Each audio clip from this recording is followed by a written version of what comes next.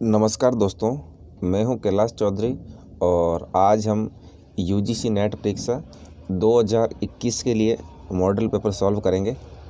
दोस्तों ये हमारा पहला मॉडल पेपर है यूजीसी नेट परीक्षा 2021 के लिए, जो दोस्तों अगले साल आयोजित की जाएगी। इससे पहले दोस्तों हमने यूजीसी नेट परीक्षा के 10 सॉल्व पेपर कर लिए थे।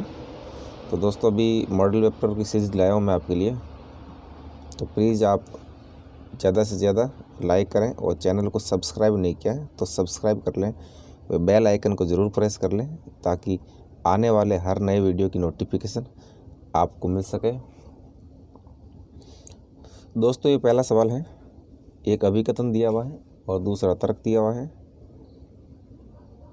इसमें देखिए, अभिकथन है कि उपयोगकर्ता शोध पत्र तैयार करने के लिए केंद्रित परिणाम न देने के कारण खोज यंत्रों की वर्तमान पीढ़ी के प्रदर्शन से संतुष्ट नहीं है। तो देखिए दोस्तों कि उपयोगकर्ता क्या है कि शोध पत्र तैयार करने के लिए केंद्रित परिणाम न देने के कारण शोध यंत्रों की वर्तमान पीढ़ी से संतुष्ट नहीं है। क्या ये सही है? बिल्कुल सही है। और इसका तर्क है कि सामान्य खोज यंत्र अकादमिक शोध पेपर या शिक्षात्मक शोध पत्रिकाओं के लेख खोजने के लिए बहुत उपयोगी नहीं है। तो ये भी सही है दोस्तों, जो सामान्य खोज यंत्र हैं वो एकेडमिक शोध पेपर या शिक्षात्मक शोध पत्रिकाएं खोजने के लिए उपयोगी नहीं है। तो दोनों ए और आर दोनों सही है और इसका स्पष्टीकरण भी सही है। दूसरा है दोस्तों, निम्नलिखित में से कौन सा अनुसंधान का उद्देश्य नहीं है? तो दोस्तों अनुसंधान का उद्देश्य कौन सा नहीं है? तो अनुसंधान का उद्देश्य नए तथ्यों की खोज करना भी है, समस्या का समाधान खोजना भी है, लेकिन शोधकर्ता की इच्छा के आधार पर तथ्य में हेरफेर करना, ये दोस्तों तथ्य के साथ हेरफेर करना कभी भी सही नहीं माना जाता है। उसके बाद में है महत्वपूर्ण तथ्यों का सत्यापन और परीक्षण करना, ये भी दोस्तों अनुसंधान का उद्देश्य है। तो तीनों उद्देश्य हो गए, तो हमारा सही आंसर हो गया सी। इसका सॉल्यूशन देखते हैं दोस्तों। अनुसंधान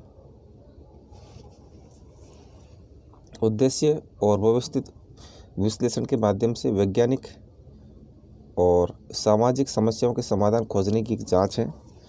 अनुसंधान के उद्देश्य क्या क्या है ये हम देखते हैं। इसमें अनुसंधान के उद्देश्य है नए तथ्यों की खोज करना, महत्वपूर्ण तथ्यों का सत्यापन और परीक्षण करना, वैज्ञानिक, गैर वैज्ञानिक और सामाजिक समस्याओं का समाधान खोजना।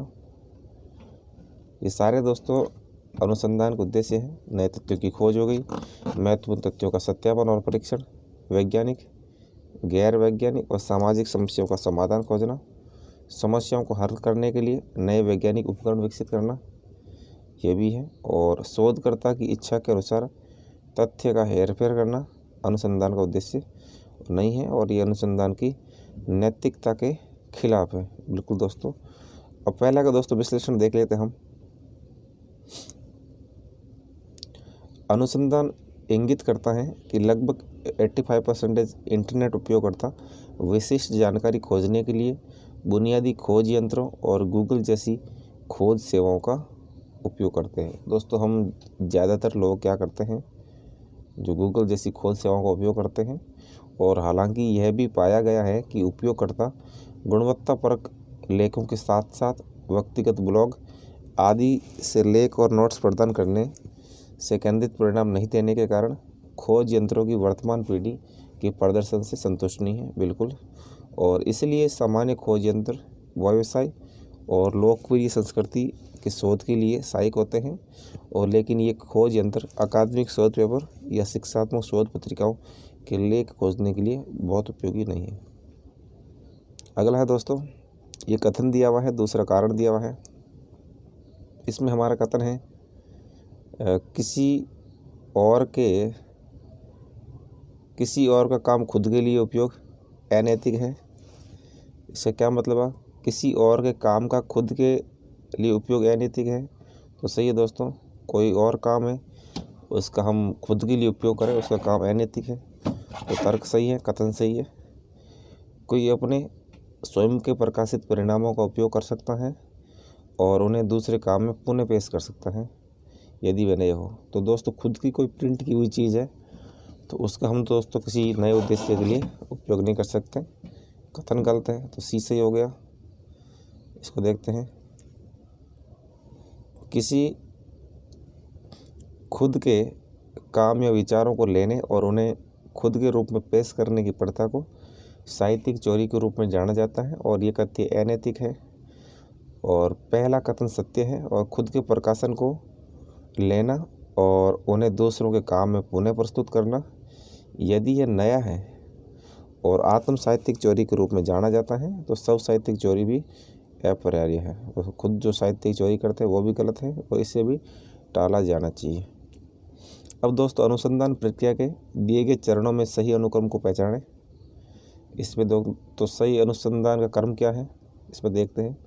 पहला है साहित्य की समीक्षा, अगला है अनुसंधान डिजाइन की तैयारी, उसके बाद है आंकड़ों का संग्रह, सामान्यकरण पर पहुंचना। ये दोस्तों अनुसंधान का सही क्रम है। पहले हम साहित्य की समीक्षा करेंगे, फिर अनुसंधान डिजाइन की तैयारी करेंगे, उसके बाद में आंकड़ों का संग्रह करेंगे और उसके बाद में सामान्यकरण पर हम पहुंचेंगे। इसका दोस्तों हम देखते हैं सॉल्यूशन देखते हैं। अनुसंधान प्रक्रिया के निम्नलिखित चरण हैं, तो कौन कौन से चरण हैं अनुसंधान प्रक्रिया के वो देखते हैं। दोस्तों इसमें अनुसंधान प्रक्रिया के 14 चरण हैं, जिसमें पहला चरण बताया है इन्होंने अनुसंधान समस्या के विषय का चयन, बिल्कुल सही है। साहित्य की समीक्षा दूसरे नंबर पे। पहला क्या होगा कि हम अनुसंधान को समस्या है उसके विषय का चयन करेंगे, उसके बाद हम साहित्य की समीक्षा करेंगे और उसके बाद अनुसंधान की समस्या को अंतिम रूप देंगे, ठीक है। और उसके बाद दोस्तों हम क्या करेंगे, एक समस्या का सूत्रीकरण करेंगे। समस्या का सूत्रीकरण कर लिया, उसके बाद में परिकल्पना का सूत्रीकरण करेंगे, उसके बाद अवधारणा परिभाषित करेंगे और उसके बाद अनुसंधान डिजाइन की तैयारी करेंगे, फिर नमूना डिजाइन का निर्धारण करेंगे। अनुसंधान डिजाइन हो गया, फिर नमूना डिजाइन हो गया, फिर आंकड़ों का सर्वेक्षण हो गया, परियोजना का निष्पादन, फिर आंकड़ों का संग्रहण कर लेंगे यानी आंकड़े इकट्ठे कर लेंगे, परियोजना निष्पादित कर देंगे और उसके बाद दोस्तों हम क्या करेंगे, आंकड़ों का संग्रहण हो गया, परियोजना निष्पादन हो गया, आंकड़ों का विश्लेषण कर लिया, उसके बाद में फिर परिकल्पना का परीक्षण करेंगे, उसके बाद में फिर सामान्यकरण तक पहुंचेंगे और सबसे लास्ट में दोस्तों क्या होगा, अनुसंधान रिपोर्ट या थीसिस की तैयारी होगी, ठीक है। जो 14 नंबर पे है अनुसंधान रिपोर्ट या थीसिस की तैयारी, उससे पहले सामान्यकरण में पहुंचेंगे, परिकल्पना परीक्षण, आंकड़ों का विश्लेषण। ये दोस्तों इनका क्रम है, आपको याद रखना है दोस्तों। आप इसका स्क्रीनशॉट ले सकते हैं। अब 5वां सवाल है दोस्तों, सेट 1 को सेट 2 से मिलाइए। एक ये सेट दिया हुआ है, रूढ़िगत शैली, मुख्य बिंदु शैली और समग्र शैली, इनको आपस में हम मिलाते हैं। तो दोस्तों पहला है रूढ़िगत शैली, किसे कहेंगे हम, तो रूढ़िगत शैली कहेंगे हम यह सुनिश्चित करके कि प्रत्येक अनुच्छेद अलग है, जगह अच्छे से उपयोग की जाती है। तो रूढ़िगत शैली में क्या होता है, यह सुनिश्चित करना कि प्रत्येक अनुच्छेद अलग है और जगह अच्छे से उपयोग की जाती है, इसे कहते हैं रूढ़िगत शैली। दूसरे में मुख्य बिंदु शैली किसे कहेंगे, ज़्यादा मात्रा में जानकारी अपेक्षाकृत जल्दी वितरित की जा सकती है। और मुख्य बिंदु शैली में क्या होता है दोस्तों कि ज़्यादा मात्रा में जो जानकारी होती है वो अपेक्षाकृत जल्दी वितरित की जा सकती है, बिल्कुल सही है। उसके बाद में दोस्तों समग्र शैली, समग्र शैली क्या होती है, समग्र शैली एक विषयगत और एकीकृत परिप्रेक्ष्य से सवाल का जवाब देना अलग से। तो दोस्तों देखिए जो समग्र शैली होती है, समग्र शैली में क्या होता है कि एक विषयगत और एकीकृत परिप्रेक्ष्य से सवाल का जवाब देना अलग से होता है। और मुख्य बिंदु शैली में ज़्यादा मात्रा में जानकारी अपेक्षाकृत जल्दी विकसित की जा सकती है। अब हम इसका सॉल्यूशन देखते हैं अच्छे से, ताकि दोस्तों आपको कोई कन्फ्यूजन नहीं रहे। रूढ़िगत शैली किसे कहते हैं, पहले ये देख लेते हैं। तो रूढ़िगत दृष्टिकोण निम्न दृष्टिकोण से सर्वश्रेष्ठ संरचनात्मक तत्वों को लेता है। तो रूढ़िवादी शैली में क्या होता है दोस्तों, रूढ़िवादी शैली में जो रूढ़िवादी दृष्टिकोण है निबंध लेखन से सर्वश्रेष्ठ संरचनात्मक तत्वों को लेता है और उसके बाद उचित रिपोर्ट लेखन उपकरण के साथ इनको एकीकृत करता है और इस प्रकार उत्तर के विभिन्न वर्गों पर विचार करने के लिए शीर्षकों का उपयोग किया जाता है। और इसके अलावा प्रत्येक अनुच्छेद अलग है और ये सुनिश्चित करके जगह का अच्छी तरह उपयोग किया जाता है। और उसके बाद है दोस्तों मुख्य बिंदु शैली। एक मिनट दोस्तों, अगला है दोस्तों मुख्य बिंदु शैली।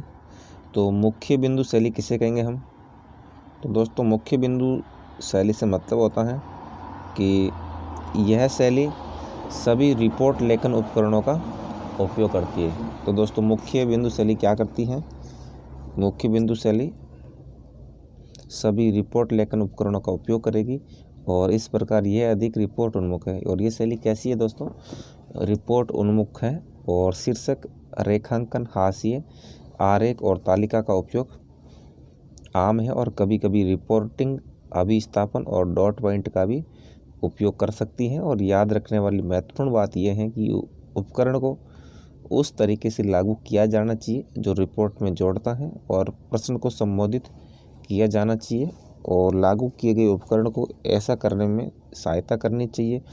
और इस शैली का फ़ायदा ये है कि इसमें बहुत अधिक जानकारी होती है और जिसे जल्दी वितरित किया जा सकता है।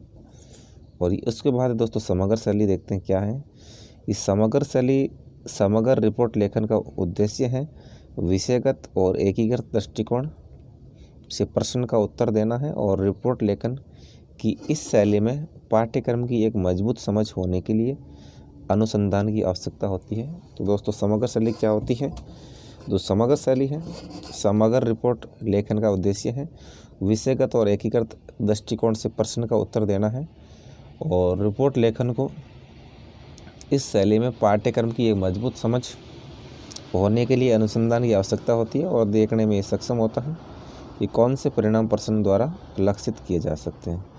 उसके बाद दोस्तों अगला है कि निम्न में से जो कौन सा है शिक्षण को प्रभावित करने वाला एक आवश्यक कारक नहीं है। तो दोस्तों शिक्षण को प्रभावित करने वाले कौन से कारक है, कौन सा नहीं है। शैक्षणिक योग्यता शिक्षण को प्रभावित करेगा, बिल्कुल करेगा। कौशल भी करेगा, विषय सामग्री भी करेगा। दोस्तों वस्त्र हैं बोध, यानी जैसे भी कपड़े हैं दोस्तों, वस्त्र से यानी कपड़ों से शिक्षण कभी प्रभावित नहीं होता है।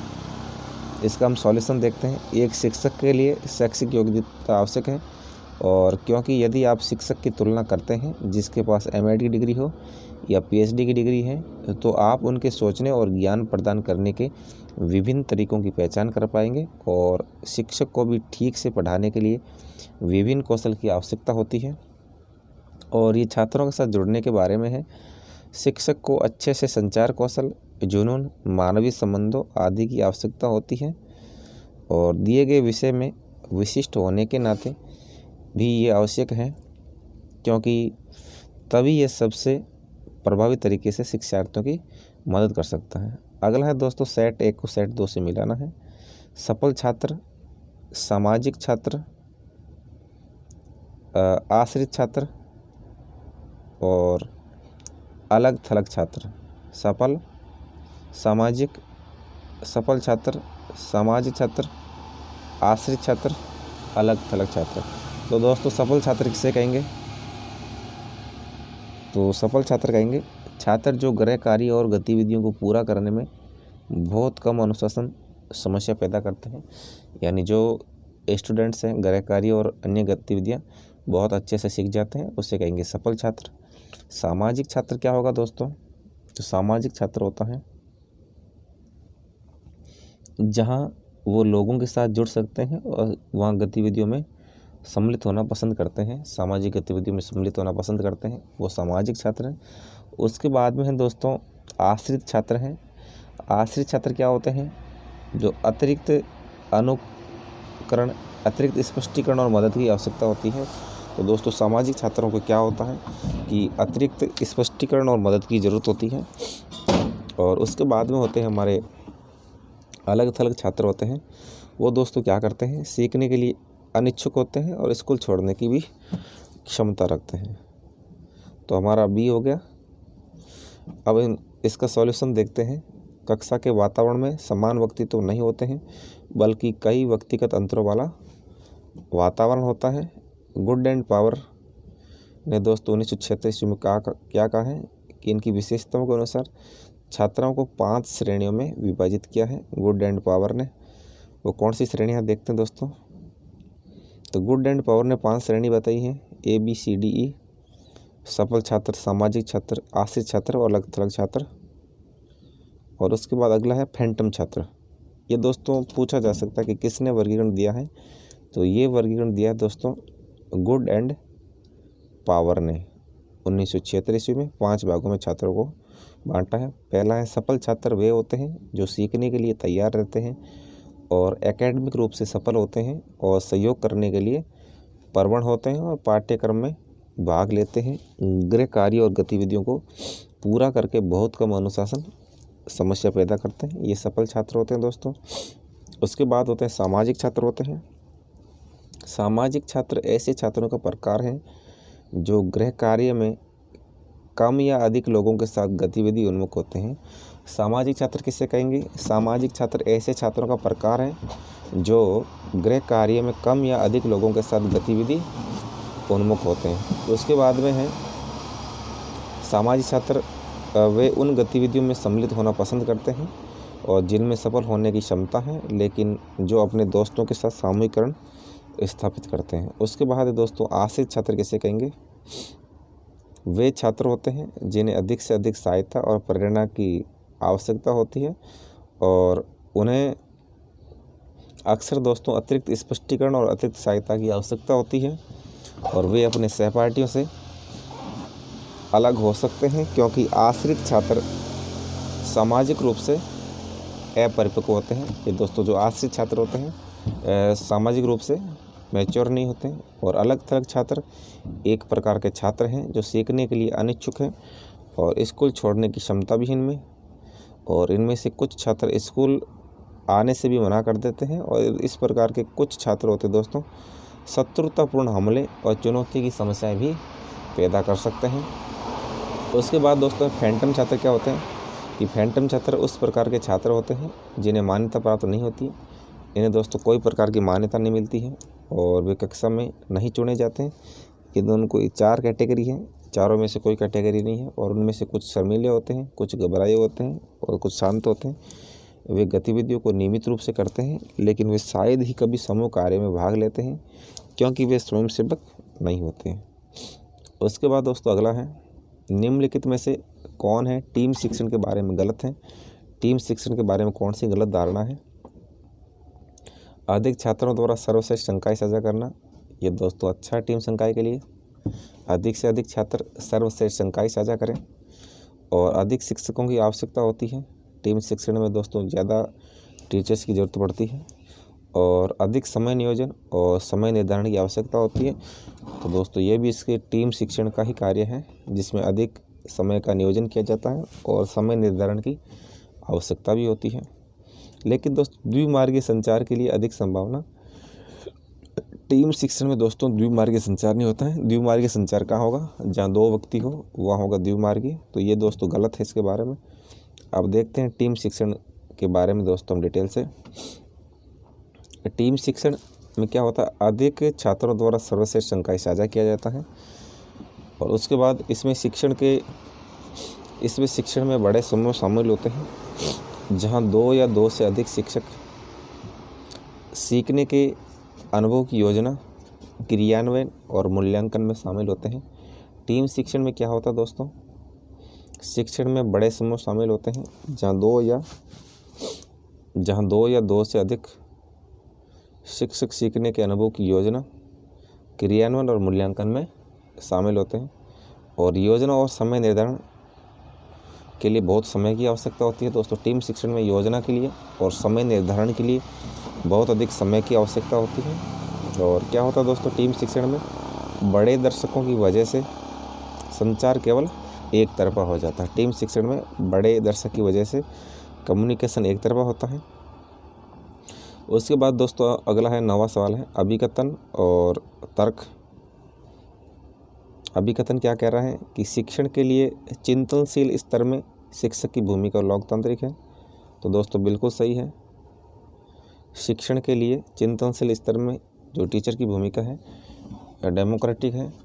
और तर्क है दोस्तों इसका, वे छात्रों पर ज्ञान को लागू नहीं करता है बल्कि उनकी प्रतिभा और क्षमताओं का विकास करता है। दोस्तों जो शिक्षक होगा वो ज्ञान को लागू नहीं करेगा बल्कि उनमें प्रतिभा निकालेगा, क्षमता निकालेगा। तो दोस्तों दोनों कथन और कारण सही है और इसका सही स्पष्टीकरण भी है। अब इसका सॉल्यूशन देखते हैं हम।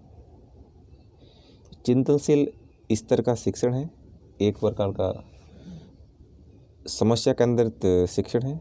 दोस्तों जो चिंतनशील शिक्षण होता है एक समस्या पे केंद्रित होता है, समस्या समाधान का। चिंतनशील स्तर पर शिक्षण की दो आवश्यक विशेषताएं होती हैं। क्या विशेषता है दोस्तों चिंतनशील शिक्षण स्तर की? पहली है समस्या उठाना और उसके बाद है समस्या का समाधान। समस्या उठाना एक समस्या है और समस्या का समाधान भी है। और शिक्षक शिक्षार्थी के समक्ष ऐसी समस्या पैदा करता है जिससे शिक्षार्थी में इतना तनाव पैदा हो जाता है कि सूत्रीकरण और परीक्षण द्वारा उनकी समस्याओं को हल करना उनकी प्रेरणा और सक्रियता के परिणाम स्वरूप है। शिक्षण के चिंतनशील स्तर में शिक्षक की भूमिका है दोस्तों वो लोकतांत्रिक है, क्योंकि वे भागीदारी को बढ़ावा देते हैं और छात्रों पर ज्ञान लागू नहीं करते हैं बल्कि उनकी प्रतिभा और क्षमताओं का विकास करते हैं। दोस्तों शिक्षण के चिंतनशील स्तर में क्या होता है, शिक्षक की भूमिका लोकतांत्रिक होती है क्योंकि वे भागीदारी को बढ़ावा देते हैं और ज्ञान लागू नहीं करते हैं, प्रतिभा और क्षमता को विकास करते हैं। उसके बाद दोस्तों अगला सवाल है 10 नंबर का है, नीचे दी गई सूची में कौन सी विकल्प आधारित श्रेय प्रणाली यानी CBCS की विशेषता है? तो दोस्तों कौन सी है जो CBCS की विशेषता है, इनमें से देखते हैं। CBCS की विशेषताएं। CBCS दोस्तों छात्रों के लिए अपनी पसंद का विषय सीखने का अवसर खोजता है। बिल्कुल दोस्तों जो CBCS क्या करता है, छात्रों के लिए अपनी पसंद का विषय सीखने का अवसर खोलता है। बिल्कुल सही है, CBCS छात्रों के लिए अपने पसंद का विषय खोलने का अवसर देता है, पहला सही है। और CBCS व्यक्ति के स्वयं के विकास में मदद करता है। दोस्तों CBCS व्यक्ति के खुद के विकास में भी मदद करेगा। उसके बाद अंकन प्रणाली के आधार पर मूल्यांकन नहीं करेगा और CBCS संभावित नियोक्ताओं को मूल्यांकन प्रणाली के माध्यम से समान रूप से उम्मीदवारों के प्रदर्शन तक पहुंचाने में मदद करता है। CBCS क्या करेगा दोस्तों, संभावित नियोक्ताओं को मूल्यांकन प्रणाली के माध्यम से समान रूप से उम्मीदवारों के प्रदर्शन तक पहुंचाने में मदद करेगा, ये भी सही है। और शिक्षक केंद्रित दृष्टिकोण नहीं है दोस्तों। और पाठ्यक्रम पूरा होने पर छात्र को उसी संस्थान में रहना होता है, ये भी गलत है। सही क्या है दोस्तों, 1, 2, 4 है। अब देखते हैं दोस्तों CBCS क्या है। विकल्प आधारित श्रेय प्रणाली यानी जो विकल्प होता है दोस्तों, विकल्प आधारित श्रेय प्रणाली जिसे हम कहते हैं CBCS, एक लचीली प्रणाली है जहाँ छात्र अपनी पसंद के किसी भी विषय को सीख सकते हैं। और CBCS क्या होता है दोस्तों, छात्रों के लिए न केवल उनकी पसंद का विषय सीखने का अवसर खोलता है। CBCS क्या करेगा दोस्तों, छात्रों के लिए उनकी पसंद का विषय सीखने का अवसर भी खोजेगा और बल्कि आगे चलकर व्यक्ति के स्वयं का भी विकास करता है। और पाठ्यक्रम का मूल्यांकन श्रेयीकरण प्रणाली के माध्यम से किया जाता है। दोस्तों इसमें क्या होता है कि पाठ्यक्रम का मूल्यांकन है श्रेयीकरण प्रणाली के माध्यम से करेंगे और न कि सदियों पुरानी अंकन प्रणाली से। दोस्तों अंकन प्रणाली का बहिष्कार होता है इसमें। और यह पद्धति संभावित नियोक्ताओं को मूल्यांकन प्रणाली के माध्यम से समान रूप से उम्मीदवारों के प्रदर्शन तक पहुंचाने में मदद करती है। और ये शिक्षक केंद्रित दृष्टिकोण नहीं है और ये एक छात्र केंद्रित दृष्टिकोण है, जहाँ छात्रों को अपने पाठ्यक्रम चुनने की अनुमति होती है। तो दोस्तों इसके बारे में क्या होता है, CBCS एक मतलब विद्यार्थी केंद्रित दृष्टिकोण होता है और छात्रों को अलग अलग समय पर विभिन्न संस्थाओं से पाठ्यक्रम पूरा करने की स्वतंत्रता है। तो दोस्तों छात्र क्या अलग अलग समय में अलग अलग जगह से पाठ्यक्रम पूरा कर सकता है और इस प्रकार छात्रों को पाठ्यक्रम के दौरान एक संस्था से जुड़े रहने की ज़रूरत नहीं है। उसके बाद दोस्तों अगला है 2 कथन दिए हुए हैं। निम्नलिखित कथनों में से 2 इस तरह से संबंधित हैं। इनमें से 204 कथन हैं, इनमें से 2 इस तरह हैं कि दोनों सत्य हो सकते हैं लेकिन दोनों असत्य नहीं हो सकते हैं। वे कथन कौन से हैं, सही कोट का चयन करें। दोनों में से 4 है, 204 में से 2 सत्य हो सकते हैं लेकिन असत्य नहीं हो सकते। कुछ पुजारी चतुर है और कोई पुजारी चतुर नहीं है। कुछ पुजारी दोस्तों चतुर हैं और कोई भी पुजारी क्या है, चतुर नहीं है। सभी पुजारी चतुर हैं और कुछ पुजारी चतुर नहीं है। तो दोस्तों इसमें देखते हैं कौन सा है, A और D है। अब इसमें जो सत्य हो सकते हैं एक साथ लेकिन असत्य नहीं हो सकते। A और D में क्या है, A कह रहा है दोस्तों कि कुछ पुजारी हैं चतुर हैं और दूसरा कह रहा है कुछ पुजारी चतुर नहीं है। तो दोस्तों सारे पुजारी हैं, इसमें से कुछ चतुर है और कुछ नहीं है। तो दोनों दोस्तों सत्य हो सकते साथ में, एक साथ असत्य नहीं हो सकते।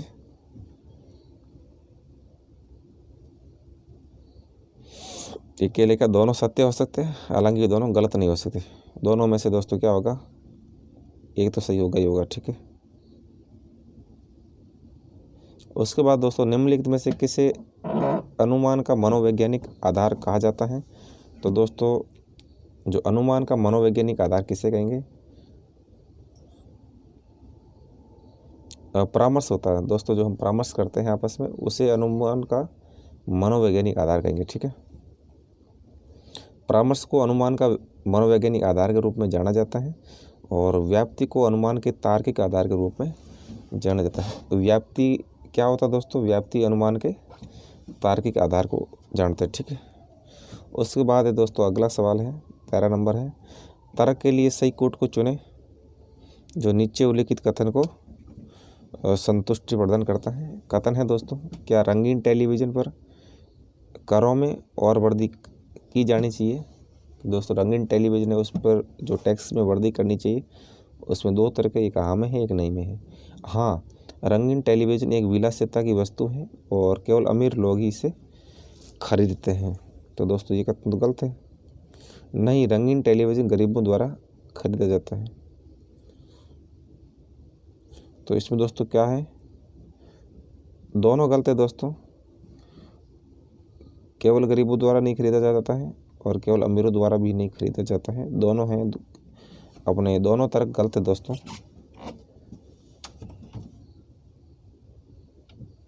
क्योंकि ऐसा तो है नहीं कि रंगीन टेलीविज़न कोई इससे गरीबों से खाना मिलता है, वो भी नहीं है, और अमीरों को दोस्तों बहुत ज़्यादा फ़ायदा मिलता है, ऐसा भी नहीं है। तो दोनों कथन और कारण और कथन के दोनों तर्क गलत हैं। अगला है दोस्तों, गौतम एक इमारत पर धुआं देखता है और धुएं और आग के बीच सार्वभौमिक सहगमन को याद करता है और निष्कर्ष निकालता है कि इमारत में आग लगी है। उपयुक्त कथन में निगमन क्या है। ये दोस्तों एक गौतम है, एक इमारत पर धुआं देख रहा है और धुएं और आग के बीच सार्वभौमिक सहगमन को याद करता है और फिर बाद में निष्कर्ष क्या निकालेगा कि इमारत में आग लगी है। तो दोस्तों इसमें निगमन क्या है, निगमन है दोस्तों इमारत में आग लगी, इसे निगमन कहेंगे। पूर्ववर्ती प्रस्तावों से निगमन या निष्कर्ष निकाला गया है। दोस्तों जो पूर्ववर्ती प्रस्ताव दिए गए हैं उससे क्या है, निगमन या निष्कर्ष निकाला गया है। और गौतम द्वारा धुएं की पहचान करके इमारत पर आग का निष्कर्ष निगमन का आदर्श उदाहरण है। गौतम द्वारा धुएं की पहचान करके इमारत पर आग का निष्कर्ष क्या है, निगमन का आदर्श उदाहरण है और पूर्ववर्ती प्रस्तावों से निगमन या निष्कर्ष निकाला गया है। उसके बाद अगला है दोस्तों 15 नंबर, एक वेन आरेख दिया गया है और वेन आरेख जो दिए गए हैं वर्गों के बीच के संबंध को अच्छे से दिखाता है। टेलीविज़न, फ्रिज और टेबल टेलीविज़न दोस्तों अलग है, फ्रिज ये भी दोस्तों घर का सामान है, टेबल भी अलग है, तीनों अलग अलग आएगा, तीनों ऐसे गोल आएंगे। सभी तीनों चीज़ें एक दूसरे से बिल्कुल भी संबंधित नहीं है, तो आंसर बी सही होगा दोस्तों इसके अंदर। ठीक है, उसके बाद दोस्तों अगला है, पहले हमें ग्राफ दिया गया है, हम ग्राफ को पढ़ेंगे और उसके बाद दोस्तों हम इसको सॉल्यूशन करते हैं इसका। ग्राफ का ध्यानपूर्वक अध्ययन करें।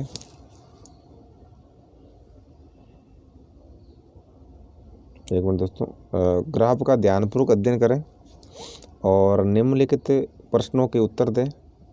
दर्शाए गए निम्न आंकड़े लाख रुपए में हैं।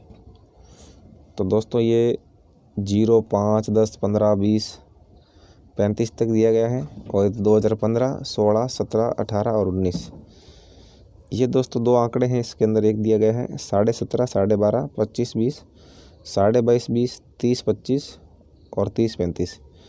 इसने कहा कि कितने वर्षों में कंपनी की आय दिए गए वर्षों की औसत आय से अधिक थी। एक तो दोस्तों इनकम है और एक है एक्सपेंडिचर यानी खर्च। अब ये कह रहा है कितने वर्षों में कंपनी की जो आय है दिए गए वर्षों की एवरेज आय से अधिक थी। एक मिनट दोस्तों, ये इनकम है पहले साल हुई 2015 में 17.5 और उसके बाद अगले में 25, फिर 22.5, 30, 30। अब दोस्तों आप ऐसे करो कि इनको पाँचों को जोड़ लो, 30, 30, 22.5, 25। फिर दोस्तों इनमें से जब हम भाग देंगे दोस्तों इनका 5 का भाग देंगे, 30, 30, 60, 60 और 25, 70, 80, 85, 85 और दोनों को मिला के हो गए 40, 8 4 बार 125। 125 में 5 का भाग देंगे, जो 25 से ऊपर एवरेज कितनी का है दोस्तों, 25 से ऊपर 2 का है, 2018 और 19 का। तो दोस्तों दिए गए वर्षों में औसत से अधिक 2 साल है और बाकी 3 कम है, 25।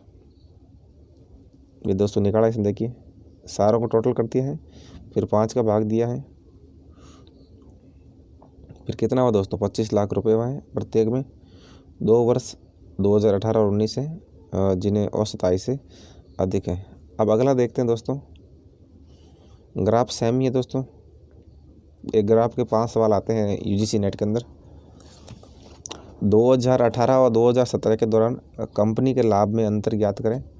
2018 और 2017 में कंपनी में जो लाभ है दोस्तों, लाभ किसे कहेंगे,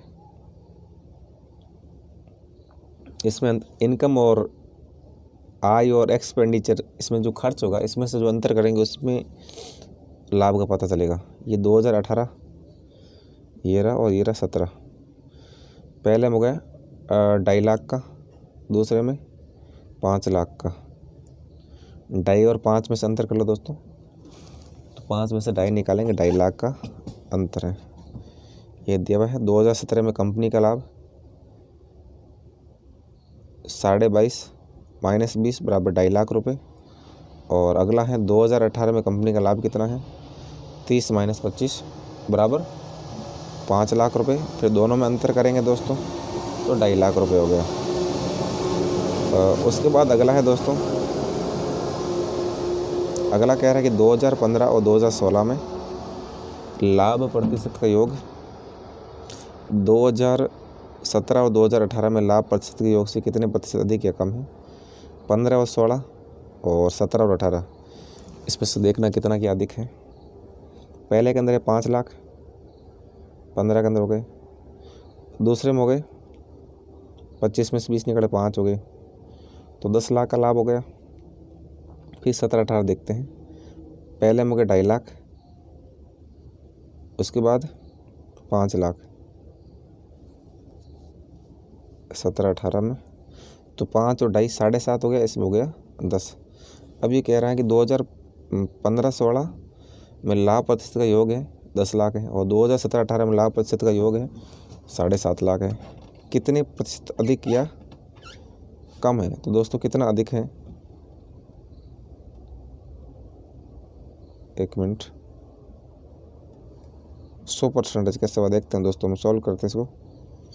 अब इसको सॉल्व दोस्तों इन्होंने ऐसे करा है कि 2015 में लाभ परसेंटेज, ये दोस्तों मैंने लाभ परसेंटेज गलत निकाला है, इसके लिए माफ़ी चाहता हूँ।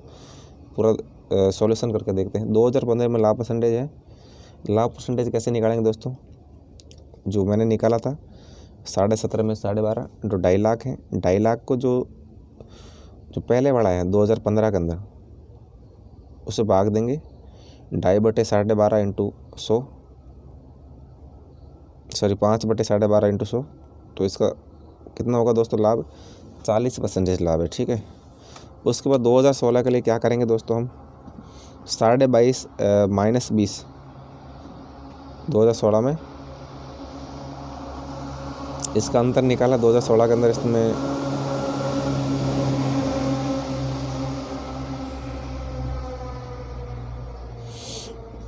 5 का अंतर है और 22.5 का ही है। तो पहले 2017 वाला आएगा,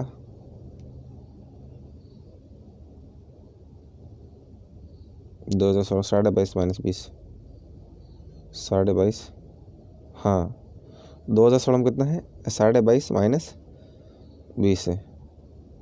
तो इसको ऐसे किया, फिर 20 में भाग दिया है, फिर 5/20 यानी 25% हो गया। तो दोनों कितने हो गए दोस्तों, 65% है। अब 2017 के लिए देखा है, 2017 में कितना लाभ का अंतर है, जो 22.5 माइनस 20 यानी 2.5 लाख, 2.5 लाख बटे 20 इंटू 100, ये है 2017 का। 2017 ये रहा दोस्तों, ये 2.5 लाख, ठीक है, 2.5 लाख बटे 20, ये पिछला वाला 20 है इंटू 100, तो 2017 हो गया। और उसके बाद 2018 में क्या होगा दोस्तों, 30 माइनस 25/20, 2018 का देखते हैं, ये रहा 2018। इसमें अंतर करा 5 का है, 30 माइनस 25, 5 बटे पीछे वाला 5 है 25 इंटू 100, 5/25 इंटू 100 है 2018 के अंदर। तो इसका होगा दोस्तों 20%। और इस प्रकार लाभ का योगदान इसका है 32.5%। और ये पूछ रहा है 32.5 का जो 65% कितना होगा, डबल है दोस्तों। प्रतिशत में अंतर निकालने के लिए आप क्या करेंगे, 65 में से 32.5 निकाले तो पीछे बचेंगे 32.5। और उसके बाद दोस्तों आपको क्या करना है, जो छोटी संख्या है या पहले वाली संख्या है 32.5 नीचे रखनी है, इंटू 100 से करना है तो 100% जाएगा। तो दोस्तों इस तरह ये सॉल्व होगा। अब इसको इजी में नहीं लेना दोस्तों, क्योंकि गलत हो जाता कई बार। अब है 2015, 2016 और 2017 में कंपनी की आय वर्ष 2017, 18 और 19 में कंपनी के खर्चों के अनुपात ज्ञात करें। 15, 16 और 17 में कंपनी की आय 15, 16, 17, तो 17.5, 25, 22, 40, 50, 65 लाख वो कंपनी की आय। और 17, 18, 19 में कंपनी के खर्च, 17 में 20, 18 में 25, 20 और 25 कितना हो गया 45, 45 और 27, 50, 60, 70, 72, 72.5, ठीक है। अब 72.5 लाख और 65 लाख, 65 लाख और 72.5 लाख में आप अनुपात निकालेंगे तो कितना क्या बैठेगा आपका, ये देखिए 65 और 72.5 में। इसको सॉल्व करेंगे दोस्तों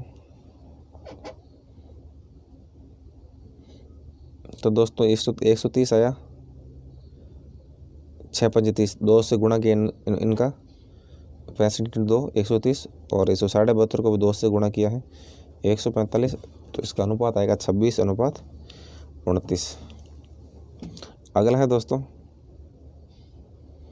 ये दिया गया है, उसके बाद ये कह रहा है 2016, 17 और 18 में कंपनी की आय, 16, 17 और 18, तो कंपनी की आय कितनी है दोस्तों 25, 30, 25 और 30 कितनी होती है 40, 50, 55, 55 और 22.5, 57, 67, 67, 77 लाख है 3 सालों के अंदर। और सभी वर्षों में कंपनी की कुल आय का कितना परसेंटेज है। अब कंपनी की कुल आय का परसेंटेज पूछ रहा है, तो 77.5 ये होगी 16, 17, 18 और उसके बाद में 17.5 जोड़ लो, 77.5 में 78, 79, 80, 90, 95, 95 और 30 कितने होंगे? 125। और कुल आय कंपनी की दोस्तों 125 लाख और तीनों सालों के 77.5 लाख। अब इसमें परसेंटेज निकाल दो दोस्तों, तो 161% होता है जो 77.5 लाख 125 का। इसको सॉल्व करके देखते हैं इसको। ये लिखा दोस्तों कि 125 बटे 77.5 इंटू 100, तो इसका है दोस्तों सॉल्व किया इसको 161.29, 161%। ठीक है। अगला सवाल है दोस्तों, नीचे दो कथन दिए गए हैं, एक को अभिकथन ए और दूसरे को कारण आर के रूप में चिन्हित किया गया है।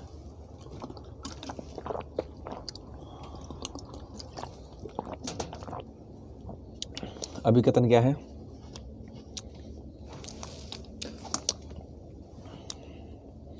अभिकथन है शिक्षक द्वारा शब्द या भाषाई अवधारणाओं का प्रतिनिधित्व करने के लिए आइकन प्रतीकों का उपयोग करना अधिगम प्रक्रिया में बहुत सहायक हो सकता है। बिल्कुल सही दोस्तों। क्या है कि शिक्षक जो होता है शब्द या भाषाई अवधारणाओं का जो प्रतिनिधित्व करने के लिए आइकन है, प्रतीक है, का उपयोग है दोस्तों, अधिगम प्रक्रिया को बहुत अधिक सहायक बनाएगा। और उसके बाद है आइकॉनिक संचार है याद रखी जाने वाली चीज़ों को संबंध करने हेतु स्मरण शक्ति हेतु एक प्रसिद्ध सहायता के रूप में कार्य करता है। तो दोस्तों जो आइकॉनिक संचार होता है वो भी याद रखी जाने वाली चीज़ों को संबंध करने हेतु स्मरण शक्ति हेतु एक प्रसिद्ध सहायता के रूप में कार्य करेगा। ये भी सही है। तो दोनों सही है दोस्तों, कथन और कारण सही है और इसकी सही व्याख्या भी है। इसका हम सॉल्यूशन देखते हैं। आइकॉनिक संचार है शब्दों या भाषाई अवधारणाओं का प्रतिनिधित्व करने के लिए चिन्ह या प्रतीकों का उपयोग करता है। क्या करेगा आइकॉनिक संचार? शब्दों या भाषाई अवधारणाओं का प्रतिनिधित्व करने के लिए चिन्ह का और प्रतीकों का उपयोग करेगा। और प्रतीकों को याद रखना एक आसान होता है क्योंकि ये प्रतिनिधित्व की एक सुसंगत प्रणाली का हिस्सा होते हैं और ये याद रखी जाने वाली चीज़ों को संबंध करने हेतु स्मरण शक्ति हेतु एक प्रसिद्ध सहायता के रूप में कार्य भी करता है। उसके बाद अगला सवाल है दोस्तों, ये समूह 1 और समूह 2 दिए गए हैं, आपस में मिलान करना है। तो दोस्तों पहला है सहानुभूति श्रवणता। सहानुभूति श्रवणता क्या होगा दोस्तों? दूसरों की स्थिति को समझने और खुद को दूसरे के स्थान पर रखने के लिए सुनना, इसे कहेंगे सहानुभूति श्रवणता। से मतलब है दूसरों की स्थिति को समझना और खुद को दूसरे के स्थान पर रखने के लिए सुनना ही क्या है? सहानुभूति श्रवणता है। और प्रशंसात्मक श्रवणता क्या है? आनंद के लिए सुनना, यानी प्रशंसा के लिए सुनते हैं, उसे कहेंगे हम प्रशंसात्मक श्रवणता। अगला है आलोचनात्मक श्रवणता। तो दोस्तों आलोचना श्रवणता से मतलब है कि संदेश की सामग्री का मूल्यांकन करने के लिए सुनना। आलोचना के लिए सुनना, तो संदेश की जो सामग्री का मूल्यांकन है उसके लिए सुनना क्या कहलाएगा? आलोचनात्मक श्रवणता। उसके बाद है सूचनात्मक श्रवणता। तो सूचनात्मक श्रवणता किसे कहेंगे दोस्तों? सूचनात्मक श्रवणता कहेंगे सीखने के लिए सुनना, यानी सूचना के लिए सुनना। ठीक है, 4 श्रवणता हो गई। इसका सॉल्यूशन देखते हैं हम। पहला है सहानुभूति श्रवणता। जब आप सहानुभूति के साथ सुनते हैं तो आप पारस्परिक चिंता दिखाने के लिए ऐसा करते हैं, यानी आपस में चिंता दिखाने के लिए, सहानुभूति दिखाने के लिए आप सहानुभूति के लिए सुनेंगे। और इस प्रकार की श्रवणता के दौरान आप वक्ता के साथ उस स्थिति को समझने का प्रयास करते हैं जिसमें वे चर्चा कर रहे हैं या कर रही हैं और वे किस बारे में बात कर रहे हैं, और इसे बेहतर तरीके से समझने के लिए आप स्वयं को उसके स्थान पर रखते हैं। उसके बाद है प्रशंसात्मक श्रवणता। जब आप प्रशंसा के लिए सुनते हैं तो आनंद के लिए सुन रहे होते हैं। तो दोस्तों प्रशंसा सुनना लोगों से अपने बारे में अच्छा लगता है सभी को। और उस संगीत के बारे में सोचें जिसे आप सुनते हैं। आप आमतौर पर संगीत सुनते हैं क्योंकि आप इसका आनंद लेते हैं। उसके बाद है आलोचनात्मक श्रवणता। आलोचनात्मक श्रवणता क्या है? एक आलोचनात्मक श्रोता के रूप में आप संदेश के सभी भागों को सुनते हैं और इसका विश्लेषण करते हैं और जो आपने सुना है उनका मूल्यांकन भी करते हैं। और जब आप आलोचनात्मक श्रवणता में होते हैं तो आप आलोचनात्मक चिंतन भी करते हैं। आप जो देखते हैं, सुनते हैं, पढ़ते हैं, उसके आधार पर आप मानसिक निर्णय भी करते हैं। और सूचनात्मक श्रवणता क्या होता है दोस्तों? जब भी आप कुछ सीखने के लिए सुनते हैं तो आप सूचनात्मक श्रवणता में संलग्न होते हैं। दोस्तों सूचनात्मक श्रवणता में क्या होगा? हम कुछ भी सुनते हैं वो क्या होगा कि सूचनात्मक श्रवणता में संलग्न होगा। तो समाचार, व्याख्यान आदि सुनना सृजनात्मक श्रवणता के उदाहरण हैं। समाचार हो गया, व्याख्यान है, ये क्या है दोस्तों? सूचनात्मक श्रवणता के उदाहरण हैं। उसके बाद में दोस्तों नीचे दो कथन दिए गए हैं। एक को अभिकथन ए के रूप में और दूसरे को कारण आर के रूप में चिन्हित किया गया है। अभिकथन क्या है कि मौखिक और लिखित शब्द है, बोला हुआ और लिखा हुआ। कक्षा में संचार के लिए उपलब्ध कई माध्यमों में से दो माध्यम हैं। बिल्कुल सही है दोस्तों, दो प्रमुख माध्यम है, मौखिक और लिखित शब्द।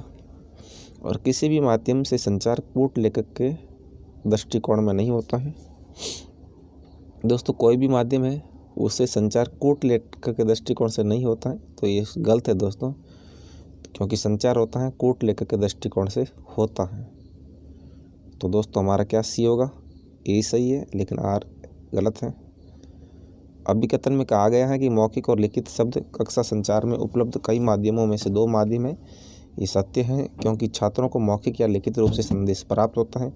लेकिन इसका कारण ये है कि किसी भी माध्यम से संचार है जो कूट लेखक के दृष्टिकोण के माध्यम से नहीं होता है, गलत है, क्योंकि कुछ परिस्थितियां हैं जब कूट लेखक मध्यस्थ की भूमिका में नहीं होता है फिर भी संचार पूरा हो जाता है। अतः ए सत्य है और आर असत्य है। क्या लिखा दोस्तों? वापस देखते हैं।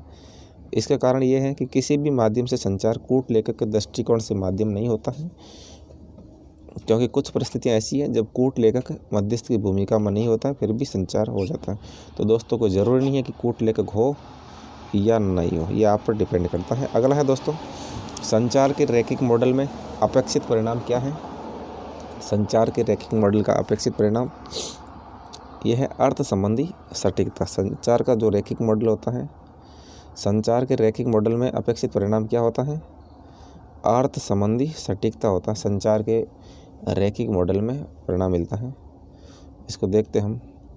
संचार का रैखिक मॉडल एक वन वे संचार प्रक्रिया है जिसमें फीडबैक शामिल नहीं है।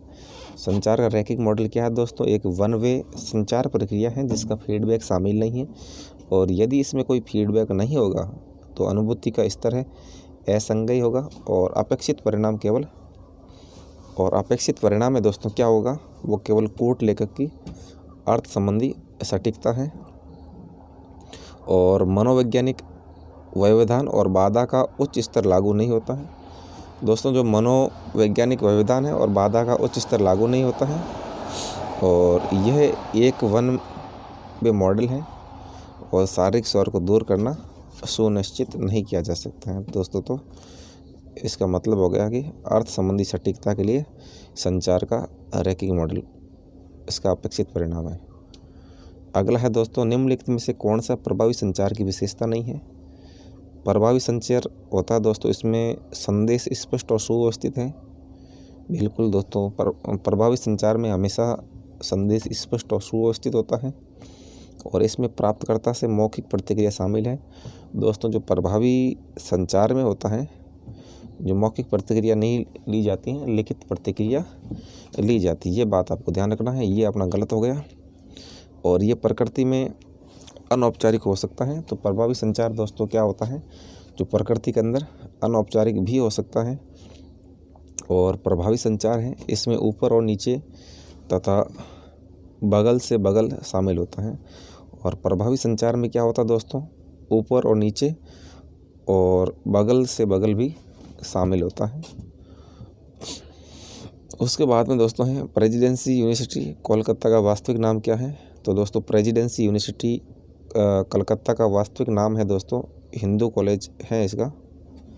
अभी इसको प्रेसिडेंसी यूनिवर्सिटी बनाया है।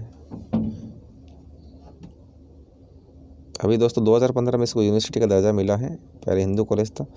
प्रेसिडेंसी यूनिवर्सिटी कोलकाता, जिससे पहले हिंदू कॉलेज और प्रेसिडेंसी कॉलेज के नाम से जाना जाता है। कॉलेज स्ट्रीट कॉलेज में स्थित एक सार्वजनिक राज्य विश्वविद्यालय है और ये संभवत दुनिया का सबसे पुराना संस्थान है।